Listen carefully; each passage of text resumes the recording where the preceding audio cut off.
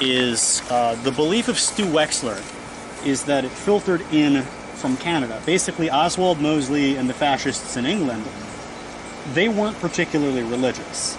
But the British Israelites filtered into Canada because, British Empire. And Stu Wexler believes it's a man named H. Ben Judah who wrote a novel called When. Okay. Have you heard of the novel When? No, I haven't. Well, he said that was kind of influential for the Columbians. When they were raided in Atlanta, they found a couple copies. But then you mentioned Charles Crate. Yeah.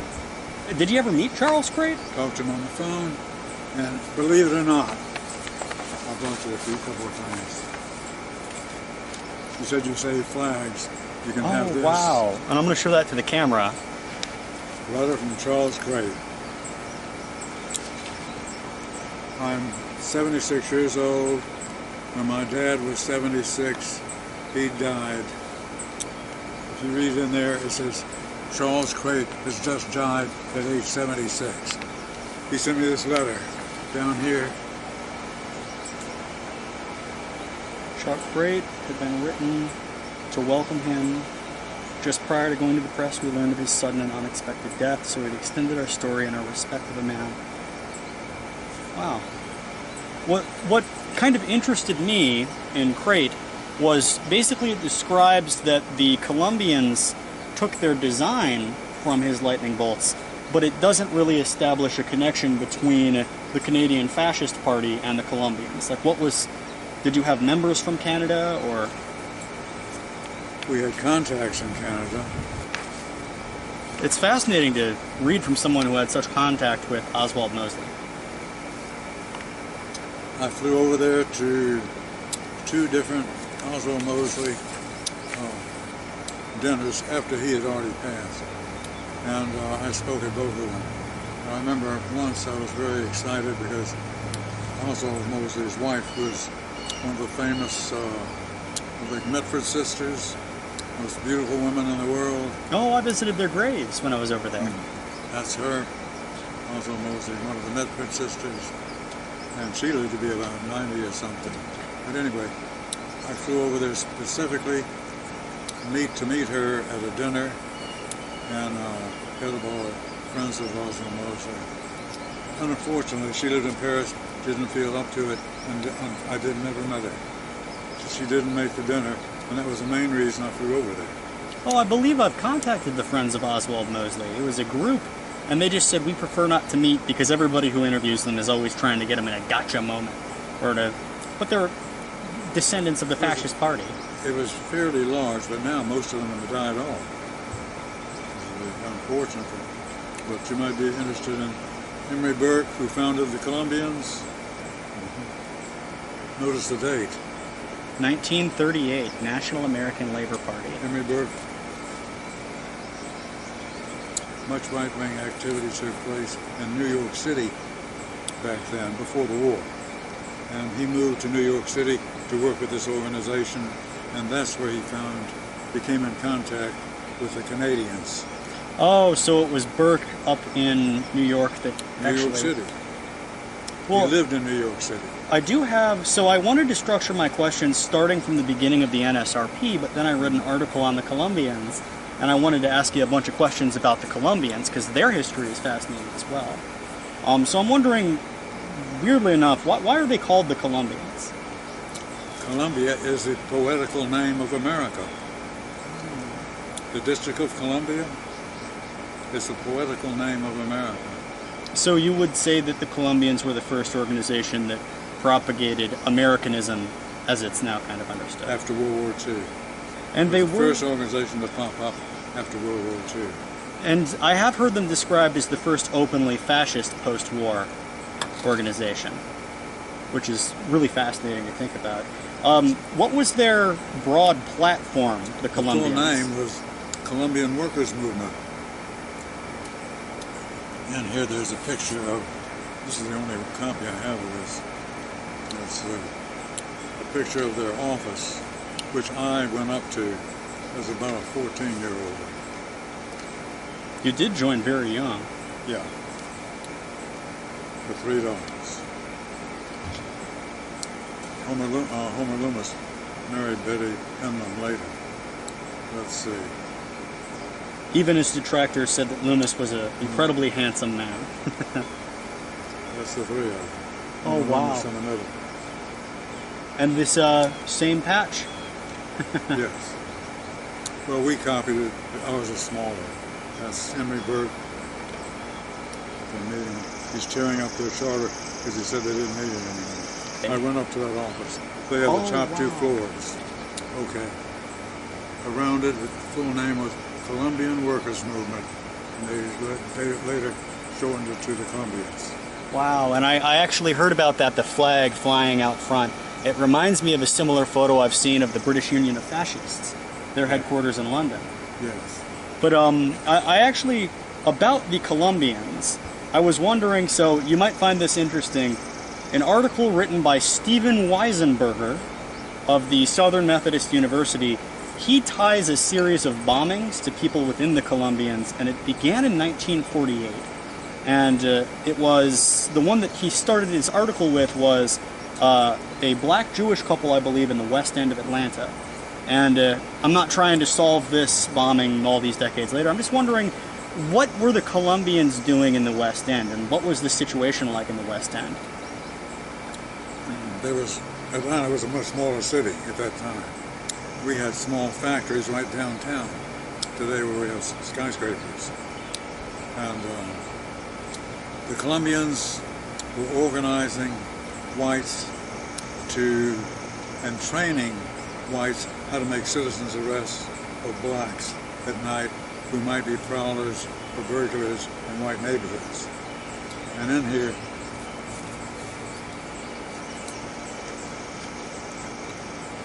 one gentleman, he's wearing a medal. Columbians gave him a medal for making a citizen's arrest of some black who was maybe breaking into somebody's house. But anyway, they were it was later charged that they had dynamite and stuff at their office, and that charge was dropped because it didn't exist. They were convicted and put out of business, and the conviction was usurpation of police powers. That was the official charge. Usurpation of police powers by training people to make citizens arrests, like this guy. He made a citizen's arrest. I have no idea what it was all about. But anyway,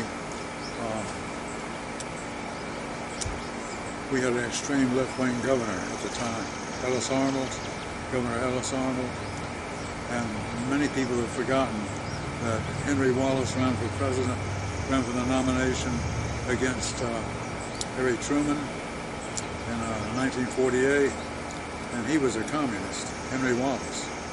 You know, President Roosevelt, he was vice president for a while, and his communist connections were so obvious that Roosevelt dropped him and picked up Harry Truman as his vice presidential running mate.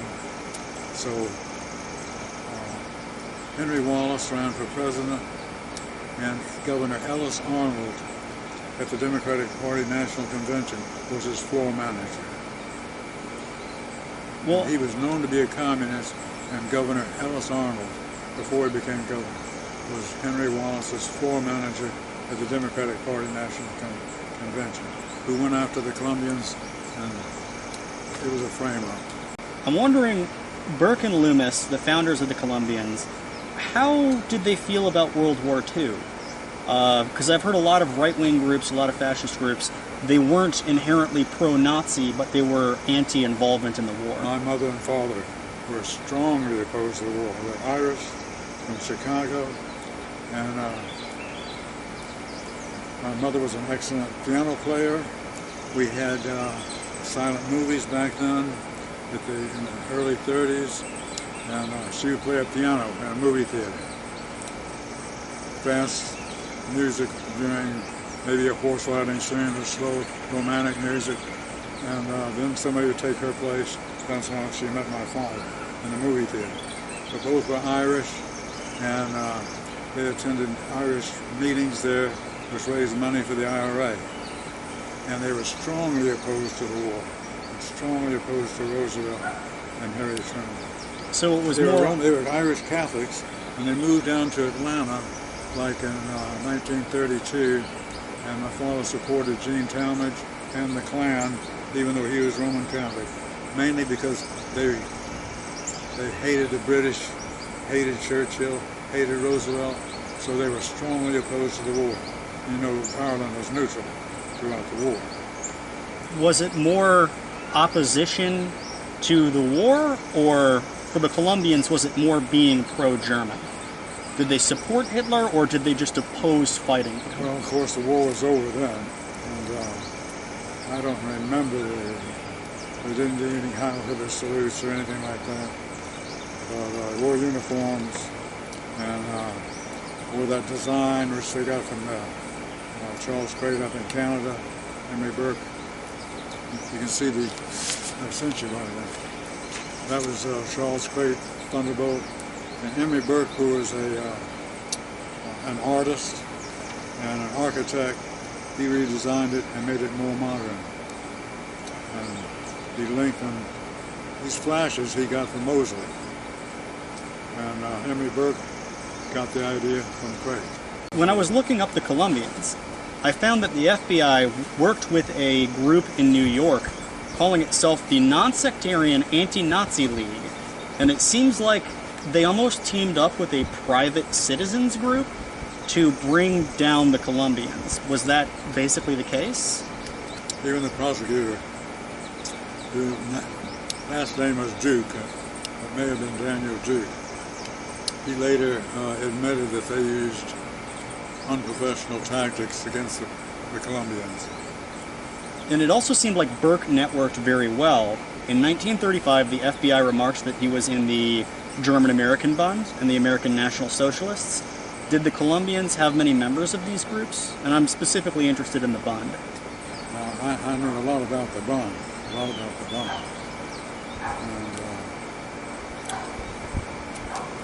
turn the camera off for a minute. I'll bring you some material on the Bund, German-American.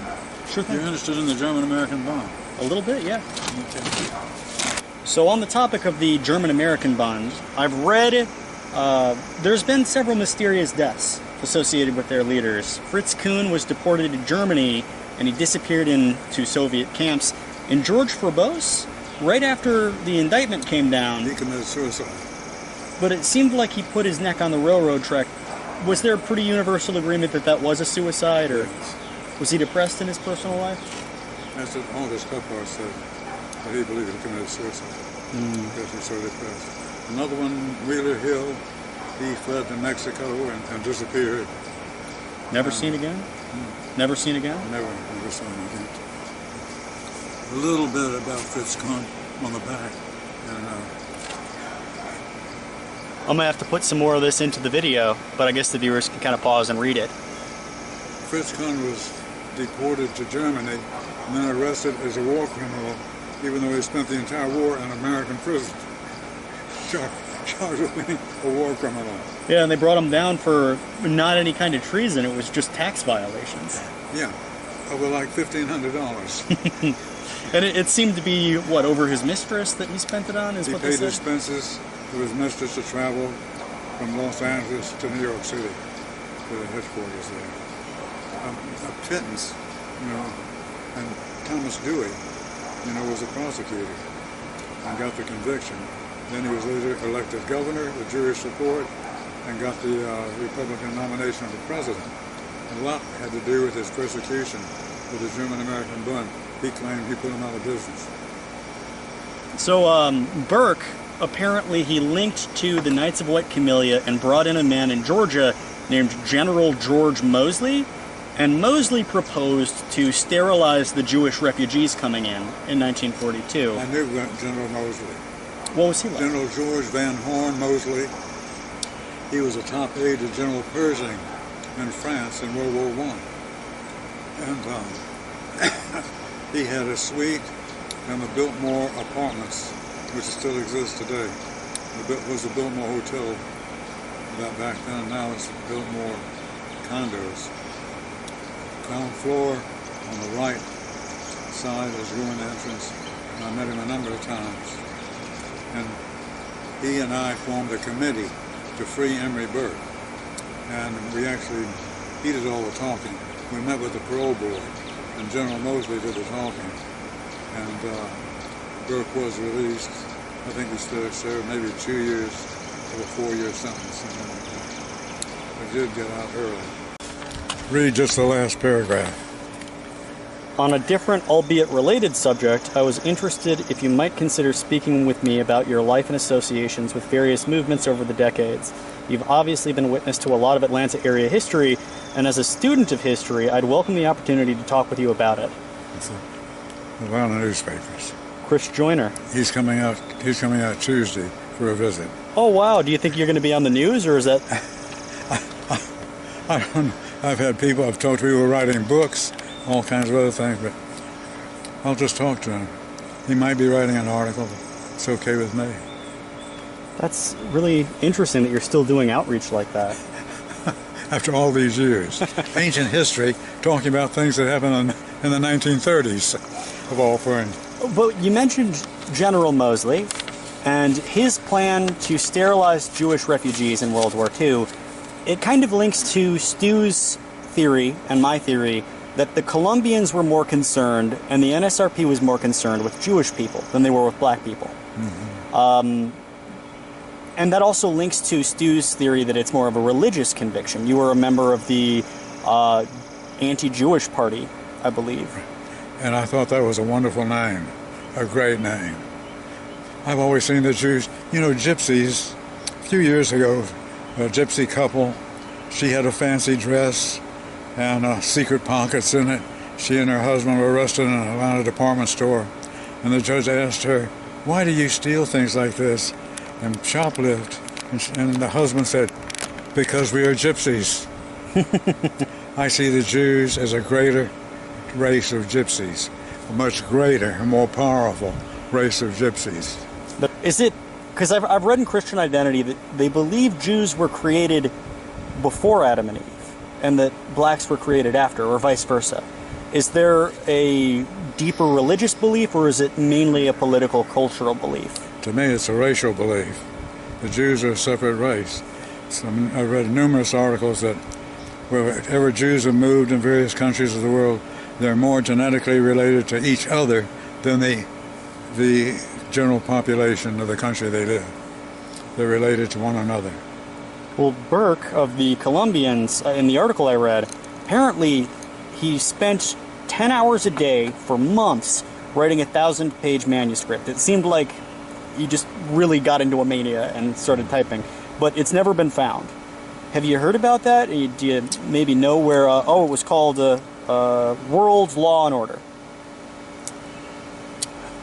I don't recall that. But I remember he was working on a manuscript which was never published. It's sad. It would be the textbook for post-war fascism. That's like right. The beginning of it. You're right. So Burke believed in sending blacks back to Africa and Jews to Madagascar. And I've actually heard about the Madagascar and the Uganda plans from early Nazis. Yeah. Can you explain why Madagascar was so popular of a choice back then? Even the French, the Vichy government, gave permission for Madagascar to be used as a homeland for the Jews. And I don't know who started that, but it got to be quite common talk. And the Jews did send a delegation to Uganda and other places besides Palestine under Theodore Herzl, which they considered for a homeland. And the world Zionists and all the ones who had the money, they wanted Palestine. And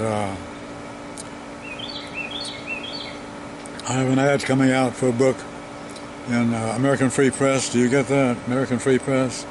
I have an ad coming out for a book, Zionist Oppression of the Palestinian People, with a picture on the cover of that Daily Mirror sensational story. Photograph that will shock the world, where the Jews in Israel had captured 2 sergeants, British sergeants, and hanged them from eucalyptic trees. And when they tried to take the bodies down, the bodies were mined, and they blew up and injured several more British soldiers. There was a bloody battle. They blew up the David Hotel as well. and I think about 90 people were killed, including 12 Jews who worked there. I have pictures of the hotel. Well, top members of the Columbians considered themselves a Legion of Loyalty and had a tattoo of a thunderbolt on their arm. I'm wondering if you were in that Legion and if you have the tattoo. No. It probably would be popular today. I've always been against tattoos. Same here. Apparently, this is kind of a long question, and it's mainly I just want to get your feeling on it. So this was in the article by the man I mentioned previously. It says, apparently the Columbians met with a Klan secret society, a sort of group within the Klan, and they called themselves the Clavaliers. In 1946, there was a mole in one of the Clavalier meetings that was hosted by the Columbians, and they presented an award to Atlanta cop John Itchy Trigger Finger Nash for killing his 13th black person. And this was according to the informant, a man that he gave his own name, John Brown. The same informant reported that a group within the Clavaliers, they called themselves the Ass Terrors. They call themselves what? The Ass Terrors. That was their name. Name I recall, the Nasarema. The Nasarema. Nasarema. That's American spelled backwards. That's interesting. Small group, maybe 15, no more than 20 guys who, Birmingham was called Birmingham for a while. There were so many bombings in Birmingham that, and Florida and Georgia, but mostly Alabama, maybe some in Mississippi, but the Nasarema had a lot to do with that. And that was a group within the Columbians? Or adjacent to? Maybe Klan, Columbians, independent, not more than 12 or 15 people. Would you be willing to say some of the actions they committed or their names, or? I just heard about them. I never approved of such because innocent people could be injured, and I was always against that sort of activity. And I believe the last question about the Columbians is, Stu Wexler, my researcher friend, he seems to think that they were solely influenced by Canada, or at least that was their biggest influence to make them a unique post-war fascist group. NSRP and other groups that kind of formed after them had preachers within, the preachers would show up and they would preach Christian identity. Right. And later, all followers of Wesley Swift. But so basically Stu is interested in, you've got this group in Georgia, and Swift, I believe, was from California. Yeah. How did those two groups come together, Georgia and California? We were organizing nationwide, and we had members in California. And I spoke at an identity church out there on one occasion. It was a regular church. They had a Sunday school and everything else. And they were under and recognized Wesley Swift as their head. And I would like to know whatever became of him. He only traveled to the South to speak at our convention in Montgomery, and he was a wonderful speaker. Okay, he did have a church in Jacksonville, Florida, run by Orrin Petito. And he had a church in Oklahoma. But, I'm very interested in the one in Jacksonville because I've got a couple questions coming up about somebody who's from Jacksonville who was a follower of Swift in various ways. Mm-hmm. But I'm also interested in the NSRP. Okay. Apparently, you kind of grew into the NSRP because you were much younger than the Columbians, yes. But the NSRP you kind of helped form. That's right. Can you explain your role within the NSRP and what their platform was? Well, I can get you a copy of the platform. The best platform ever written by anybody. I think it's one of the best platforms ever written. And it doesn't... John Casper, Ezra Pound, and others who contributed to it. Ezra Pound did? Yeah. Wow. Well, what's interesting is it doesn't particularly seem like a extremist group that... It seems like a very conservative group. Right. But it doesn't exactly say we're going to kill everybody who disagrees with us. That's right. That's right. Groups, and a lot of these questions about the NSRP are from Stu Wexler. Okay. Groups, until the 1950s, usually feared a race war. They were terrified of a race war. But around the time the NSRP was formed, some groups came to welcome it. They believed that any race war, white people would win and society would be reorganized. Nowadays, that's accelerationism. Mm-hmm. Would you say that that's kind of the case, and what changed if you guys began to welcome race war? A lot of people thought that a race war might come about, and with the Rodney King case, that evolved in practically a race war, and Martin Luther King's assassination, parts of cities were burned down, and many people thought it was the beginning of a permanent race war, and I never favored such and never thought that would be a solution. We did run Orville Faubus for president and Admiral John Cromlin for vice president. And we ran other people always. We never elected anybody, but we were a political organization. And Governor Faubus gave us permission to use his name and run him for president. Then John F. Kennedy phoned him. We got him on the ballot in Florida. We got 12,000 signatures on petitions, which was 2,000 more than was needed. And Faubus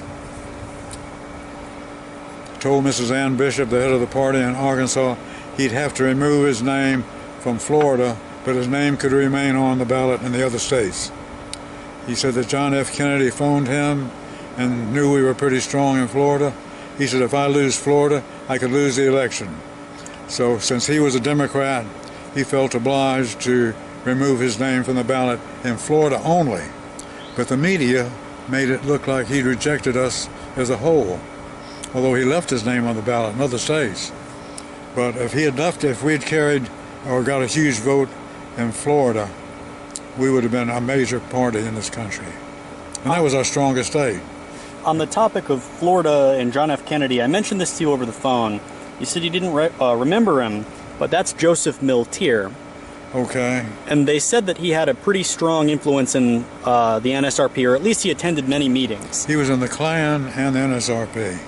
Did you ever meet him? I'm sure I did. Can you tell me? J.B. Stoner knew him. And for some reason, he later in life rejected all of his former beliefs. And, I don't know, joined integrationist organizations, and more or less we felt he betrayed us. It seemed like he was trying to be someone who would link various organizations and was sort of a go-between middle guy, because he joined a integrationist group like the Constitution Party, but then he would be at a Klan meeting a week later. It seemed like he wanted to establish a weird network, which he was talking about killing King, and that's why his name comes up in a lot of history circles. Okay. Can you talk a little bit about the preachers that you mentioned who would show up to NSRP meetings? Reverend Connie Lynch was the main one. He traveled all over the country. We had an office in Baltimore one time, and he spoke at rallies up there in which a riot broke out at one rally, and our guys were arrested and charged with inciting to riot when our men were attacked. And he served maybe 6 months in jail or something. And he was in Chicago, where we had a chapter, and he spoke in Marquette Park, and I have a picture of some of the citizens held him up on their shoulder, and he had a bullhorn speaking to the people. And he was an identity preacher, and I don't know if you've ever heard any early Billy Graham speeches, which are hell, fire, and brimstone. That was Connie Lynch. He was the most dynamic. I'd give anything if I had recorded some of his speeches. Now, the John Birch Society put out a tape, which I have a copy. At the very, very end, it has J.B. Stoner and Connie Lynch addressing a rally in St. Augustine, Florida, but just a few minutes of it. And but he was the fiery speaker. Then we had a couple of others, Orrin Petito in Jacksonville, and there were one or two other identity preachers who worked for us, some of them full-time on the payroll. Was there preaching about race war? Never heard anyone speaking on that subject or advocating a race war. Even J.B. Stoner, as radical as he was, he never advocated a race war. And you mentioned J.B. Stoner, and what's interesting is this is one of the first Christian identity groups, like proto-Christian identity. Stoner wrote a book on how Jesus wasn't Jewish. Right. And there were several books written on that subject. Well, can you explain what would Jesus have looked like if he wasn't Jewish? Or what was he, I guess? Well, the only thing I ever looked like the people who live in Palestine today. The Jews are not real Semites. They're not related to the Arabs and the Palestinians. Even they claim they're not related. And that would stem to the Khazars. Who converted to Judaism en masse. They became the Sephardic Jews. I knew a Jew named Benjamin Friedman, and he was a Sephardic Jew. He owned the Woodbury Soap Company, competitor of Ivory Soap. And I met him several times, and he financed a paper called Common Sense, which carried articles that the Jews were not the Jews of biblical time, that they're the Khazars and the Sephardic Jews, of which he was, of Holland, Spain, and Portugal. They were the real Jews. I met him and had dinner with him. We spoke at a meeting together, and he took me to Washington, D.C. He introduced me to Russell McGuire, who owned the American Mercury magazine at that time, a very far-right magazine, which was very popular, like Reader's Digest. He introduced me to Russell McGuire, and he wrote several books himself, arguing that today's Jews are not the real Jews, that they are Ashkenazi, and all the Ashkenazi Jews are Khazar Jews. Sephardic Jews, today they've kind of merged, I think. You don't hear about that. But I remember one thing. Even when I was a kid, there was a Jewish country club in Atlanta, a Jewish country club. They banned Ashkenazi Jews from membership. That's interesting. Sephardic Jews only had their own private country club here in Atlanta. Well, on the topic of Jewish influence, you attended the funeral of Byron de la Beckwith, who I'm assuming you knew. The FBI claimed he was about to bomb the leader of the ADL in Mississippi, Al Botnick. And what I found out about Botnick is that he was involved funneling money to a group that was trying to kill Tommy Terrence and Kathy Ainsworth. They did pay off people. And Kathy Ainsworth, when she died, had NSRP literature in her purse. I think she was a member of our party, too. Did you? What can you tell me? I never met her. Was she influential, or was she kind of just a behind-the-scenes person? She was just like just an average member, not active at all. But she was on our list. Even Tommy Terrence, he came by my office one time in Birmingham and bought a lot of literature. And he didn't say anything about this underground activity he was involved in. And I really don't know much about that. I think he might still be alive today. He is, and he has left. He says he's left all of that behind him, and he's a regular preacher now. I asked him about Kathy Ainsworth, and he said, "I've left it all behind me." And Danny Joe Hawkins was actually involved in some ways with that shootout. He's still alive, and I've heard people... Oh, really? I'd love to meet him again. I knew his mother and father real well. I actually don't know very much about him, but Stu Wexler is very interested in Danny Joe Hawkins. I would love to meet him again. Well, he and his mother and father were the staunchest segregationists and activists that I know of over there. They're a wonderful couple. Well, what do you know about Danny? Have you? I'm sure you had conversations with him. I've met him many years ago, and staunch segregationist and staunch fighter for the right wing.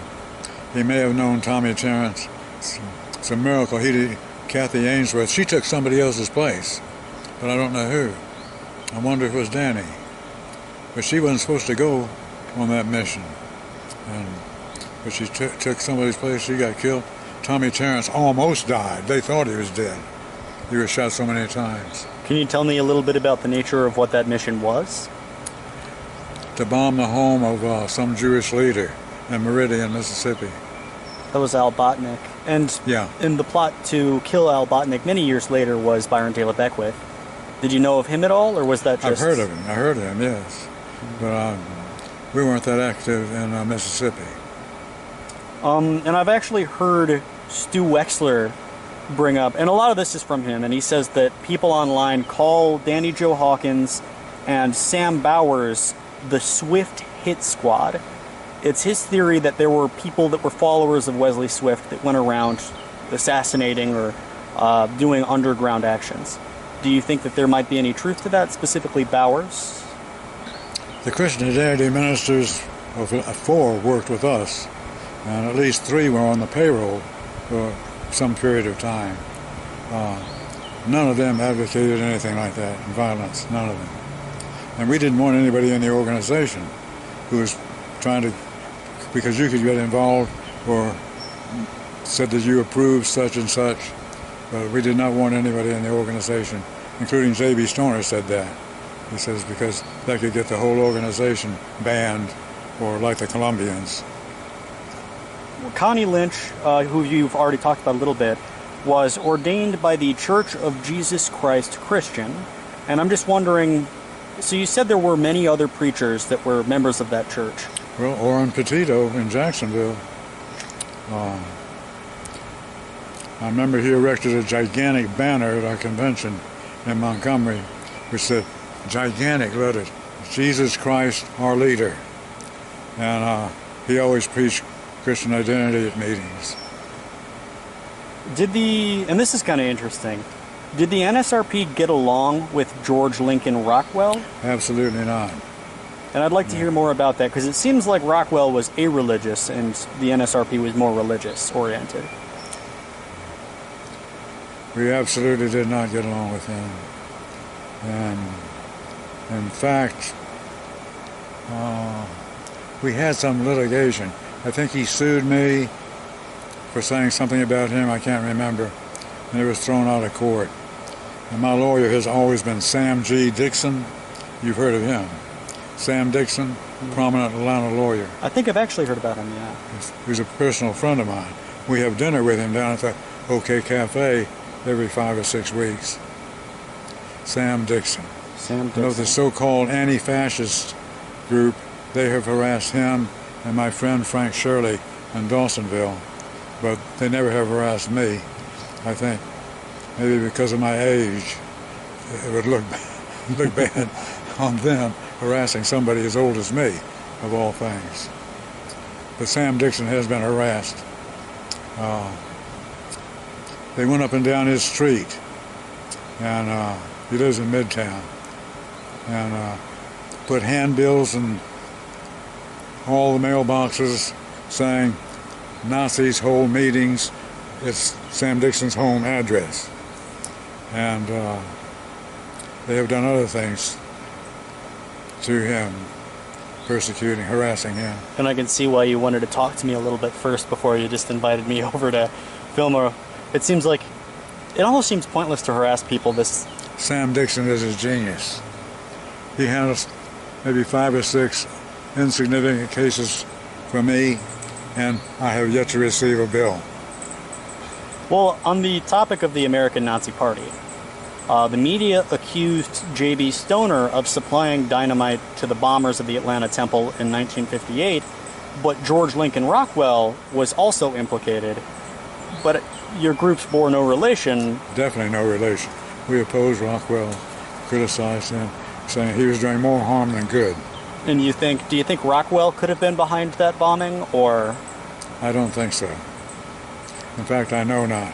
He cooperated closely with the FBI. He said they gave him protection. Well, who do you think was involved with the Atlanta bombing, 58? You're talking about the Atlanta Jewish Temple? That crime. A couple of our guys were charged, but they were acquitted. And I don't think they had anything to do with it. That's never been solved. And Stoner actually was sentenced to 10 years for the Bethel Baptist Church bombing. What was that like? I believe he served a couple of it, but he was on the run for a little while. He served 4 years, and and he got out, and he moved back here to Marietta. Then he had a stroke not long after, another stroke, and his family put him in a nursing home in Lafayette, Georgia. I visited him a number of times, and I was a pallbearer at his funeral. And the Stoner family is a very well-known family in Chattanooga. And the Stoner family monument at the cemetery, which is right across the street from the lift that takes you to the top of Lookout Mountain, and they have a huge monument, like about 5 or 6 feet long. Stoner, his mother and father, his grandparents, all kinds of Stoners are buried there, and that's where we laid him to rest.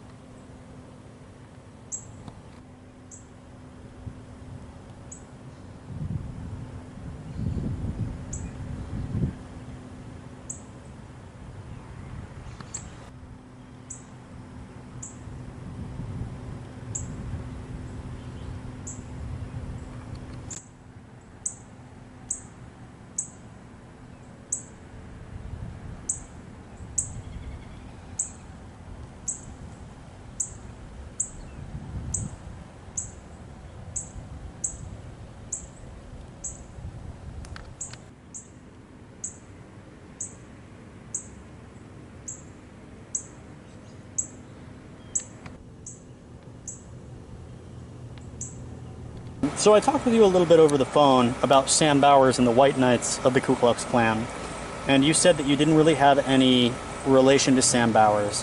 But what's interesting is that according to Stu Wexler, when these bombings were happening, the FBI interrogated you and Sam Bowers, and the FBI documents said these groups might be interrelated somehow. Were they just going after... In my entire life, I've never been questioned by the FBI. Really? In my entire life. It seems like a lot of the paperwork that I find about a lot of early groups, even you, they said that you were a member of the Black Legion or something, and you said I'd never heard of that. I read that someplace.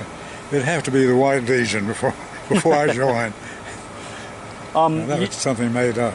You mentioned over the phone that you knew James Venable. Very close. We were very close friends. Can you talk a little bit about him? And it's interesting because he kind of bankrolled these Americanist movements in the Klan, yeah. The Klan, yes, right.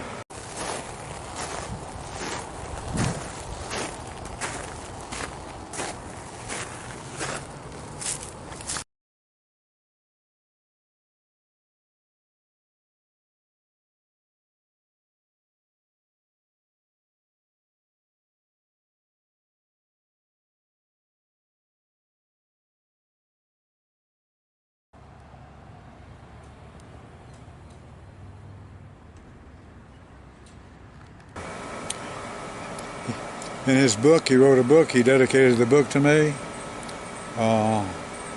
Take Your Choice. He had dinners, I was invited to dinner at his house several times in Stone Mountain.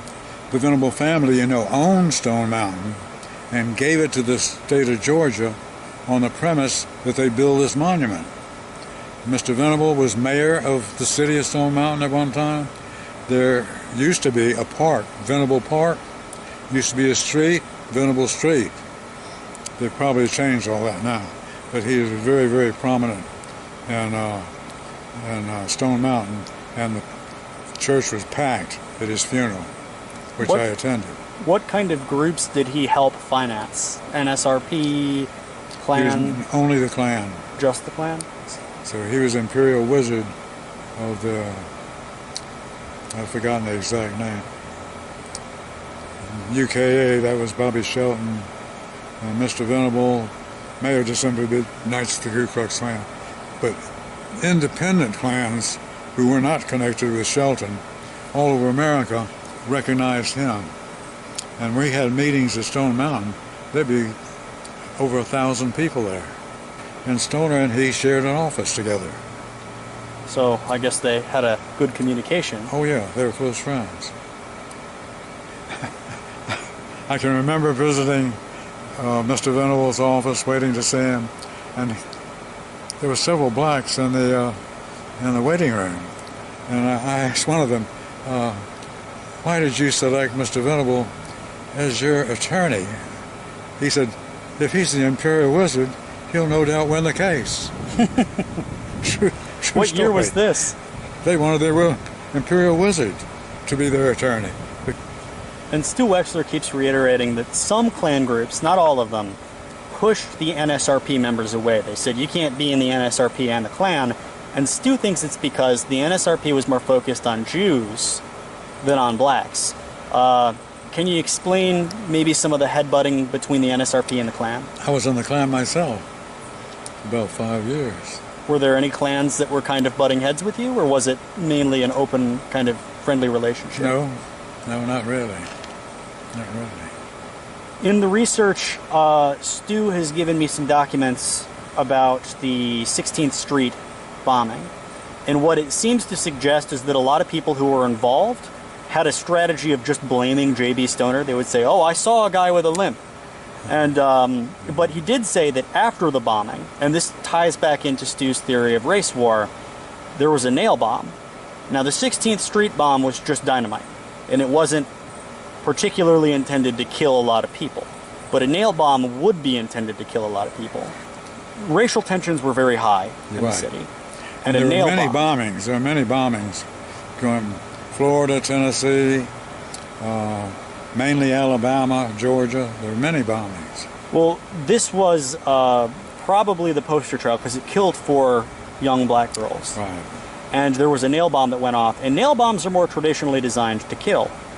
And apparently, according to my buddy Stu, Stoner was heard in an FBI bug saying that was our baby about the bomb.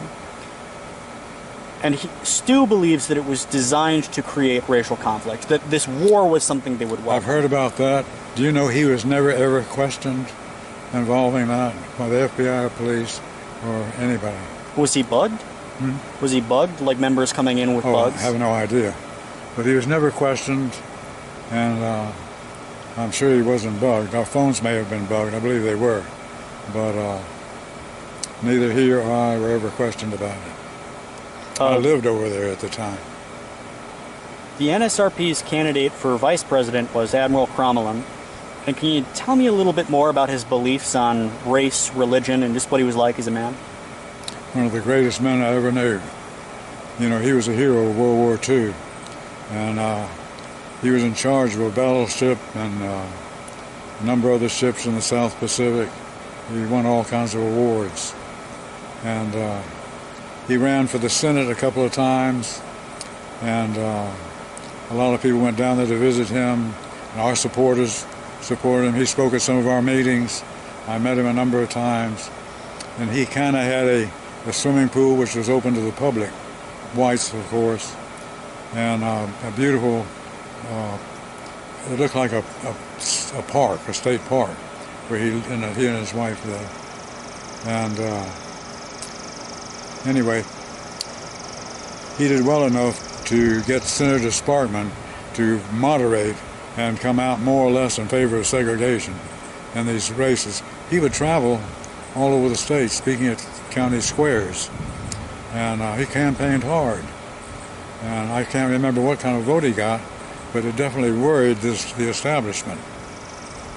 Well, but he was a wonderful person, just a wonderful person. It's fascinating because you've got Admiral Crommelin, you've got General Moseley, you have, I forget his name, but he wrote War is a Racket. Do you feel that there could have been a fascist inner circle within the U.S. military around World War II? There was definitely a segment of people, including George S. Patton. You know, he was against the Jews. And there were a number of people who were active. I've got some photos. Number of military people. Before you leave, I'll give you a booklet which has the pictures a little bit on each one of them. I've got some photos here of people that I'd like to ask questions about. Most of the following questions are from Stu, his interest in people in the South. And I know it's been years and a lot of these names probably are gone, so I got photos. Somebody who was implicated in the 1979 to 1981 murders of Atlanta children was... Missing and murdered children case? Yes. I remember that very well. Well, that was... implicated in that was Charles Sanders. And most of his brothers were members of the NSRP. And when their house was raided, they found uniforms of police officers, of company workers. And Charles Sanders, two of his brothers were talking about... Well, sorry, so to back up. They took lie detector tests, which they passed. And one of the things that makes me feel that Wayne Williams is definitely guilty is the fact that all this missing and murdered children business stopped after the police arrested Wayne Williams. And none of these children were shot. Like today, we have shootings every week, or stabbed. All were asphyxiated, strangled to death. Every one of them were strangled to death. Something about 25 or 30 young blacks were strangled to death. Blacks today don't strangle people. They shoot them or stab them. You don't ever hear of people being strangled anymore. Anyway, all that strangulation of children stopped once Wayne Williams was arrested. That was the end of it. And I know this is more of a... That proves he was indeed guilty. This is more of a conspiratorial line of thinking. Mm-hmm. But it's interesting that I believe James Earl Ray was a bodyguard, but not a member of the NSRP. And Charles Sanders also was a bodyguard, but not a member. And it seems, and what Stu also believes, is that these folks held these private beliefs, and they weren't on orders from up on high, but that they might have been planning to turn the killings that Wayne Williams was committing into a broader conflict. That they could have killed 10 or 15 people on top of what Wayne Williams was doing. It started with one kid named Luby Geeter. He rammed into Sanders' car with a little push cart, and he said, "I'm going to strangle that kid." Yeah. And then he dies. And then most people who knew Luby died. And it's just... There were questions. I know the GBI was investigating the Klan for a while. Oh, yeah. Two of our Klan leaders, Sanders and his brother, were given lie detector tests, which they passed. And they were leaders in the Klan. But anyway, when they arrested Wayne Williams, that was the end of the strangling. I mean, today it's mainly blacks shooting other blacks. They talk about Black Lives Matter. They need to be preaching that to the black community. But you never hear of a black being strangled. Back in Wayne Williams' case, he ran a phony studio where he'd get young blacks to come in, a musical studio. He's going to make them rap stars or whatever. And the ads I've seen for it, they're very creepy. Yeah. If you're a child, come without your parents, basically. Right. At the very least, the Sanders family had a lot of guns, C4, uniforms of police officers, and even Coca-Cola service worker uniforms. Do you think that the Sanders family was planning something, or do you think they were preppers? No. I knew them very well. And Sanders' brothers are dead now. His wife is deceased. But he was nonviolent as far as I know. Well, I have pictures of him on the Klan Road. Well, knowing them very well, can you talk a little bit about their personalities and their beliefs and just, I just met him in many meetings, basically a segregationist. Never ever heard him advocate violence. And they were very nice people. And Dr. Fields gave me this, which is a bit on the march to see the grave of Mary Fagan. Fields is here, and Don Sanders, Charles's brother, is right here carrying the flowers. And it kind of goes to show some of the involvement of the Ku Klux Klan with the Sanders family. That's December 1983. We were talking a little bit about the Sanders family. About what now? The Sanders family? Yeah, Don Sanders. And let's say, hypothetically, someone that was affiliated with the NSRP was committing murders, not from NSRP leadership. What would the NSRP do about that? Would they have a policy of go to the police, or would they just kick them out? They would definitely be kicked out, be expelled. I was looking at some of the But newspaper. we never had that question come up. Never happened. So the police never talked with you directly? No. One of the things I saw in 1980, the Atlanta Journal-Constitution interviewed you about Joseph Paul Franklin. He also called himself Jim Vaughn. And I'm wondering, you said in the article you remember him as a perpetually broke drifter who wanted attention. You remember him? He and I were members of the same karate club. There was a karate club in Marietta, and I joined. I told him about it. He came out and would pick up our papers, which we give him free. He'd stand on the streets down like across from the Peachtree Plaza Hotel on the corner and sell them for $1 a copy. We gave him the papers free. Joseph Paul Franklin sold our papers on downtown Atlanta, and he had horrible eyesight. I remember during a karate class, his glasses came off, and he looked at me, where are my glasses? Where are my glasses? Where are my... I said, wait a minute, they're right in front of you. And, he finally picked them up. And they say he shot people from long range, including the editor of Playboy magazine, and his eyesight was so horrible. I was going to say, how's he going to be a sniper? How could he do that? So you think he was innocent? He had a string around his glasses so they couldn't fall off, but some way during a karate class they did fall off. And he never talked violence. He came by the office, and every time he came by, he never drove a car. He'd always have a beautiful girl with him. I met several beautiful girls who were with him. And I don't think he could drive. His eyesight was so bad, he probably couldn't pass the eye test to get a driver's license. So you think he was innocent of what they accused him of? No, he was guilty. He was guilty? He was guilty. I think he confessed later. I believe Joseph Paul Franklin, and he changed his name, He's named after Joseph Paul Goebbels. And Ben Franklin. Right. And so what kind of conversations did you have with him? Because it must be interesting to remember. Just about selling the papers. He was very muscular. He looked like Mr. America, bulging muscles, and he wore shirts that you could see his muscles. When he sold the papers downtown, nobody questioned him. Nobody questioned him. Well, they say some of the killings he did, because it seems like he went after interracial couples. Yes. And I've heard it described the Phineas priesthood. Could you explain what the Phineas priesthood is, if you're aware? He was definitely against interracial couples or anybody who promoted race mixing. Like the editor, not Playboy, what magazine was it? He died just a couple of years ago. I know what you're talking about. He shot him in the back and he's paralyzed for life. I can't think of his name. But he shot him from the roof of a building. How did he do that roof of a building with a sniper rifle when he's almost blind? But, so, I'd heard it said that in the Bible, Phineas killed somebody that was married into a different tribe.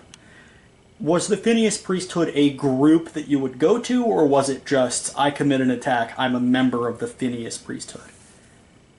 Not familiar with that at all. It's one of those ideas, I think, that modern day writers put a lot in their works and pretend it was a huge movement when it wasn't. I wonder what your thought is on the Greensboro Massacre, 1979, where it seems like after that a lot of Klan groups came together. They were fragmented, but after the Communist Workers Party was shot, they kind of coalesced. Can you tell me a little bit about your memory of the Greensboro shooting? Well, they were all found not guilty, And to we, they were heroes. We had a dinner for them. We gave them awards. And the strange part about all that, the one who led the brigade of Klansmen and others who had the shootout was an FBI informant. The head of the guy that helped organize it and led the group down was an FBI informant. And then they and the Reds had a shootout, and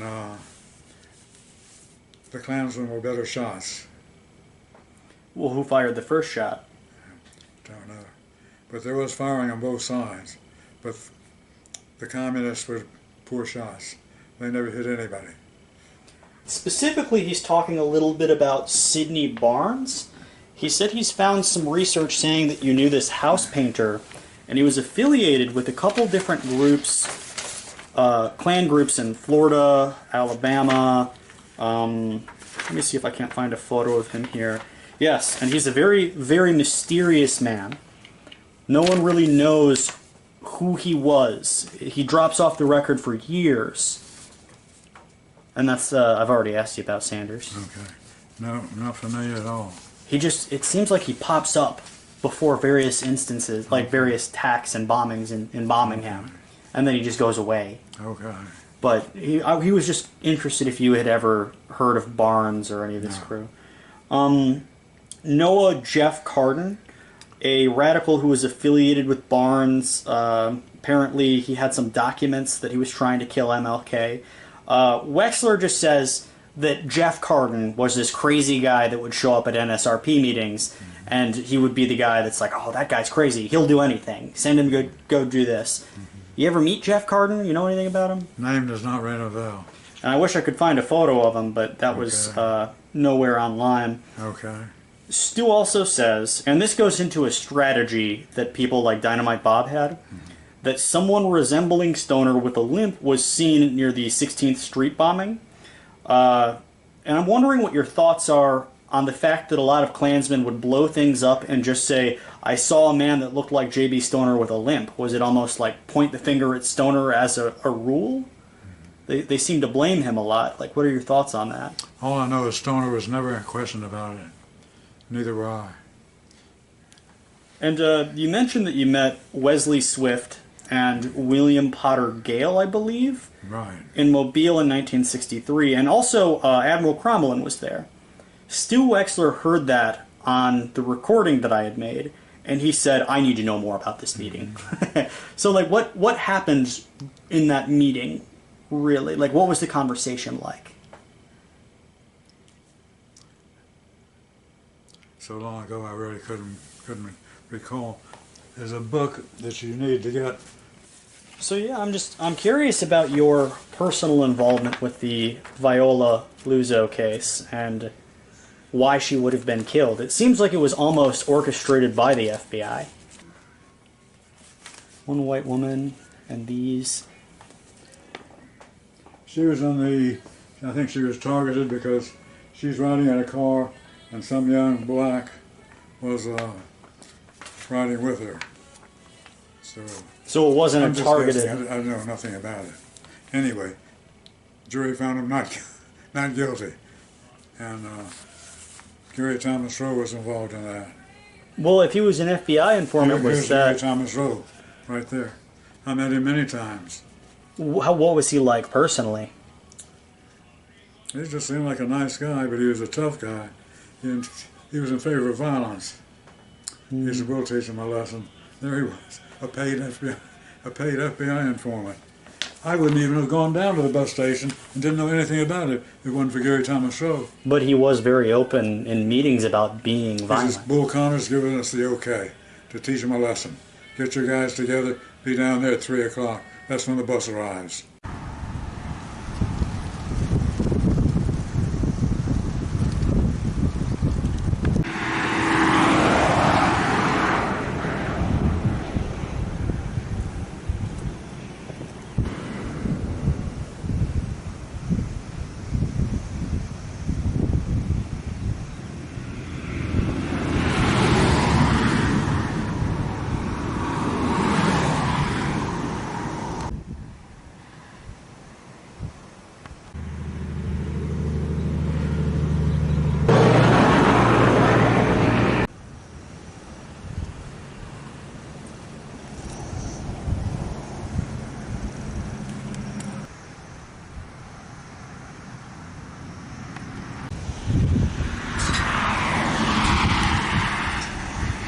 As they got off the bus, I got a good beating.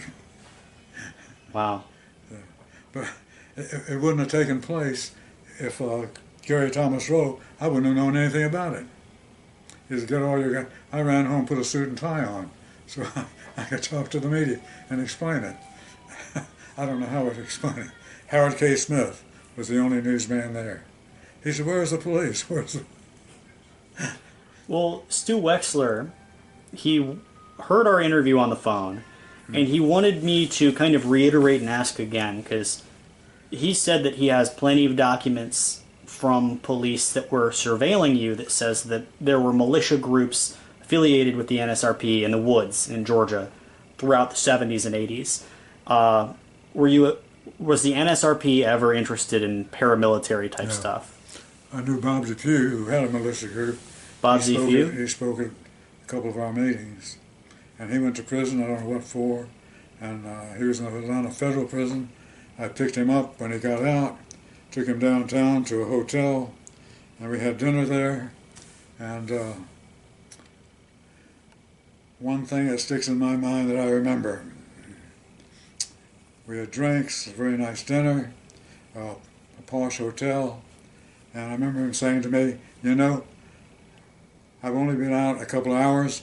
I feel like I was never in there." That's a verbatim quote, Bob Depew. "I feel like right now I was never in there." Over the phone, you talked a little bit about James Earl Ray and his involvement with the NSRP, as well as his brother. Could you talk a little bit more about that?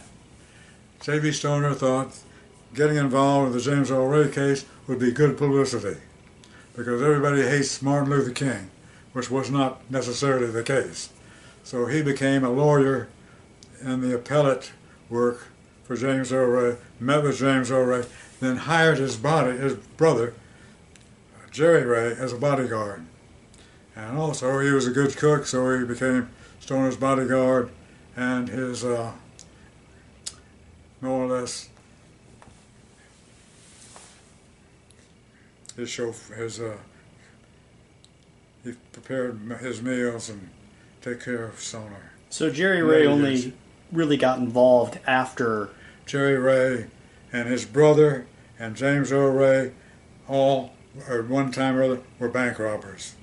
They were professional criminals. And I never did like him. Stoner liked him because he's related to James Earl Ray. I didn't like him. He rolls with some very weird friends. Right. Well, I do see some right-wingers, fascists online speculating that J.B. Stoner himself masterminded the MLK killing because he represented James Earl Ray. I'm not taking an opinion on it, but I wonder how it sits with you that people We never think. heard of the Rays until after the assassination. Then it got worldwide publicity.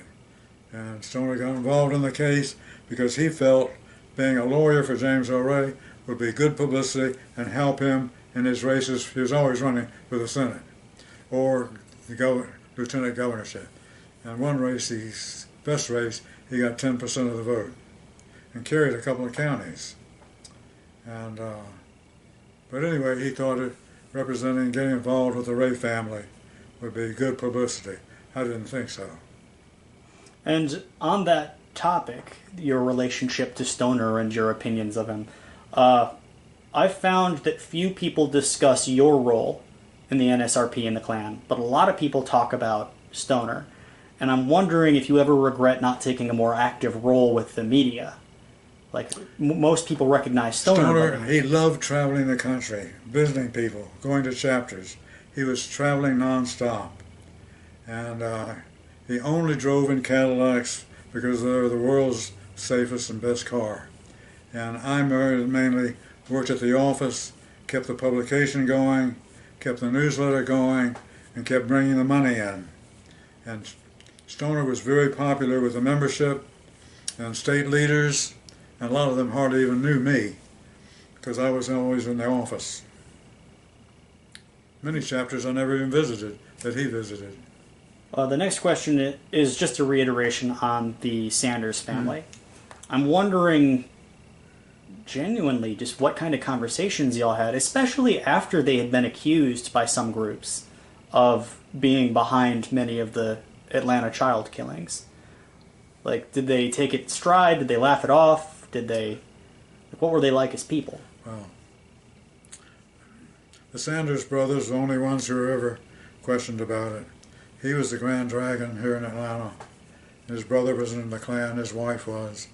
He was questioned, took the lie detector test, and passed it.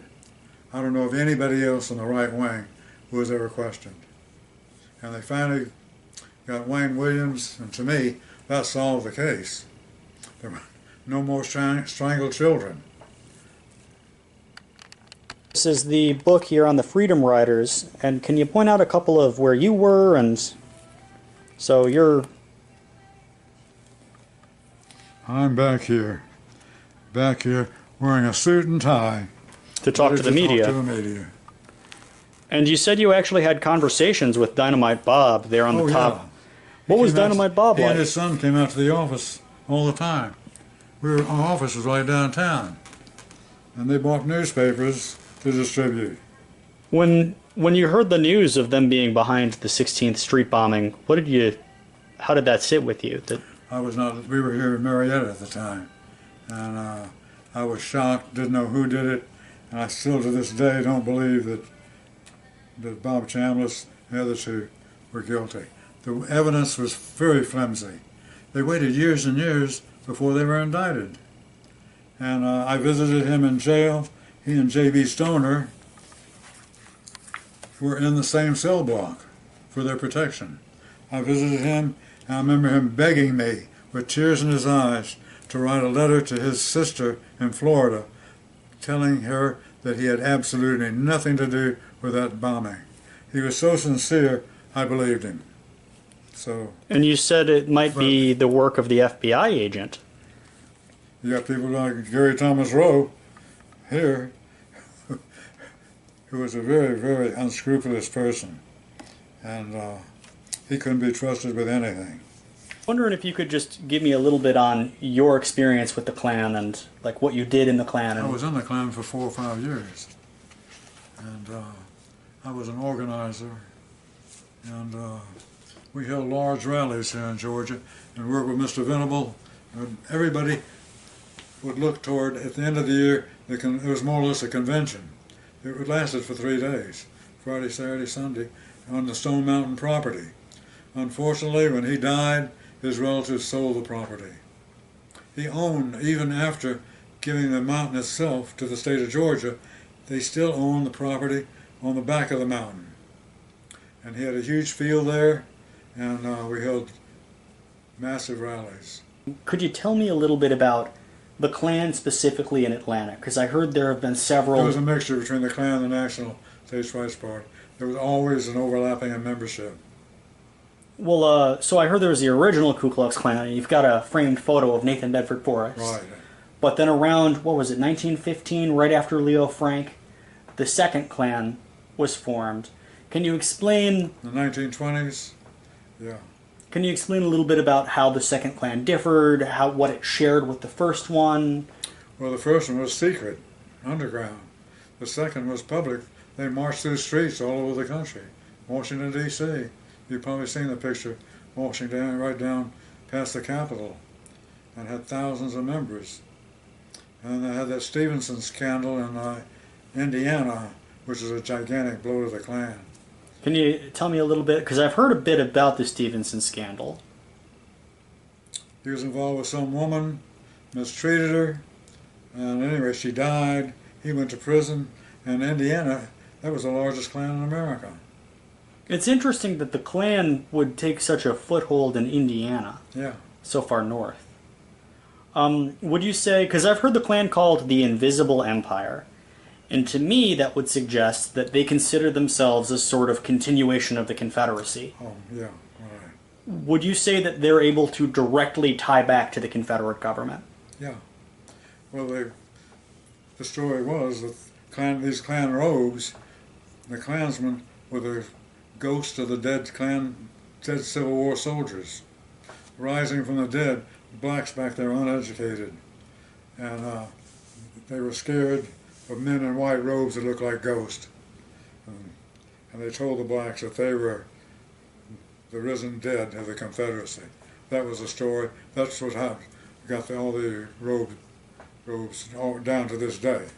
Well, I've actually seen, I watched for Film History Project Birth of a Nation, and they explain a little bit about that, but one of the scenes in it, they talk about the Aryan race and preserving the Aryan race. Stu doesn't think that the Aryan race played very prominently in the States' Rights Party. Can you explain what the Aryan race is and kind of what that would entail politically? We have different Baltic races and Mediterranean races. We just say the white race. Too divisive to talk about different branches of the white race.